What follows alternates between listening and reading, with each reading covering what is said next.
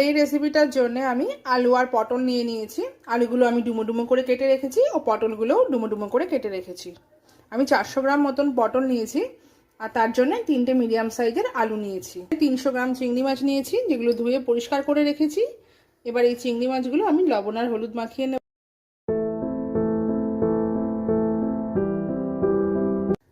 চিংড়ি মাছগুলো খুব বড় সাইজের নিইনি, মিডিয়াম সাইজের রেখেছি।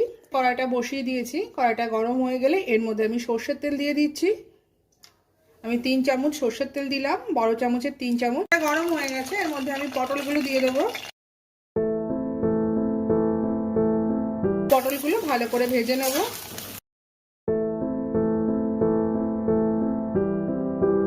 পটলগুলো ভাজা হয়ে গেছে, আমি পটলগুলোকে উঠিয়ে নিচ্ছি।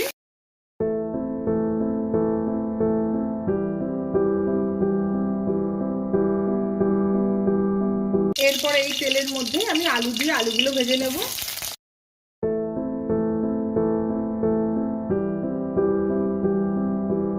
আলুগুলো ভালো করে ভাজা হয়ে গেছে, এবার আমি আলুগুলোকে উঠিয়ে নেব। আমি আরও 1 চামচ সর্ষের তেল অ্যাড করছি, 1 টেবিল চামচ সর্ষের তেল অ্যাড করে দিলাম। এবার এই তেলের মধ্যে নুন হলুদ মাখানো চিংড়ি মাছগুলো দিয়ে দেব। চিংড়ি মাছগুলো ভাজা হচ্ছে। এই চিংড়ি মাছগুলো ভাজা হয়ে গেছে, আমি উঠিয়ে নিচ্ছি। ও একইভাবে বাকি চিংড়ি মাছগুলো আমি ভেজে নেব।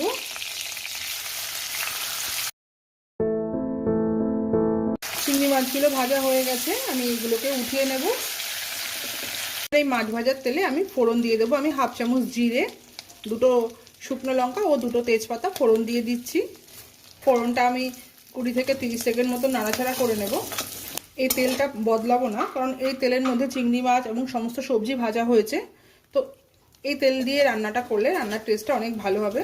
ফোড়নটাও ভালোভাবে ভাজা হয়ে গেছে, এর মধ্যে আমি 1.5 টিস্পুন আদা বাটা দিয়ে দিলাম, 1 টিস্পুন জিরের বাটা দিয়ে দিলাম। ও এর মধ্যে পরিমাণ মতন লবণ দিচ্ছি। যেহেতু আমি আগে কোনো লবণ ব্যবহার করিনি সবজি ভাজাতে, তো সেই জন্য আমি 2 চামচ 2 টিস্পুন লবণ ব্যবহার করলাম। 1 টিস্পুন হলুদ, 1 টিস্পুন চিনি, শুকনো লঙ্কার গুঁড়ো অ্যাড করছি। লঙ্কাটা আপনারা আপনাদের স্বাদ মতন কিন্তু অবশ্যই ব্যবহার করবেন। এবার একটু জল দিয়ে দেব, দিয়ে এবার মশলাটা কষাতে থাকবো। মশলাটা প্রায় 50% কষানো হয়ে গেছে। এবার এর মধ্যে আমি একটা টুকরো করা টমেটো দিয়ে দেব, দিয়ে এটাও মশলার সাথে ভালো করে কষিয়ে নেব। পুরো মশলাটা ভালো করে কষানো হয়ে গেছে, এর মধ্যে আমি ভেজে রাখা আলুর টুকরোগুলো দিয়ে দেব ও ভেজে রাখা পটলের টুকরোগুলোও দিয়ে দেব।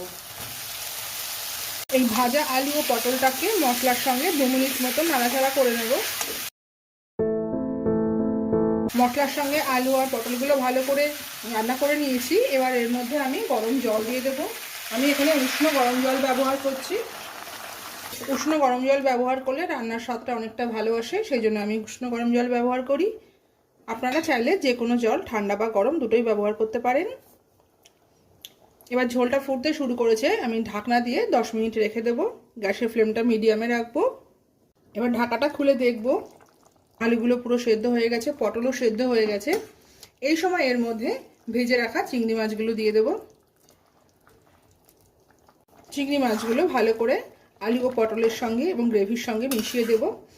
এইভাবে আমি আরও 2 মিনিট এটাকে ফোটাবো। ঢাকাটা দিয়ে দিলাম 2 থেকে 3 মিনিটের জন্যে। আমি আবার ঢাকনাটা খুলে নিয়ে দেখছি, খুব সুন্দর গন্ধ বেরিয়ে গেছে। এর মধ্যে আমি গরম মশলা দিয়ে দেব। আমি ঘরে বানানো গরম মশলা ব্যবহার করছি, ছোট এলাচ, লবঙ্গ ও দারচিনি। আমি 1 টিস্পুন ঘি দিয়ে দিচ্ছি এর মধ্যে। সঙ্গে ভালো করে মিক্স করে আমি গ্যাসের ফ্লেমটা অফ করে দিলাম। পটল চিংড়ি একদম অনুষ্ঠান বাড়ির মতন পুরোপুরি তৈরি হয়ে গেছে। আর আমার এই রেসিপিটা দেখে যদি আপনাদের ভালো লেগে থাকে, তাহলে অবশ্যই আমার চ্যানেলটিকে সাবস্ক্রাইব করে পাশে থাকা বেল আইকনটা প্রেস করবেন, লাইক করবেন, শেয়ার করবেন ও কমেন্টের মাধ্যমে আমাকে জানাবেন যে আপনাদের রেসিপিটা কেমন লেগেছে। আর পুরোপুরি অনুষ্ঠান বাড়ির মতন পটল চিংড়ি বানানোর জন্য আমার এই রেসিপিটা কিন্তু একটু স্কিপ না করে দেখবেন, তাহলে এর স্বাদ, গন্ধ সব কিছুই পুরো অনুষ্ঠান বাড়ির মতনই আপনারা বানাতে পারবেন।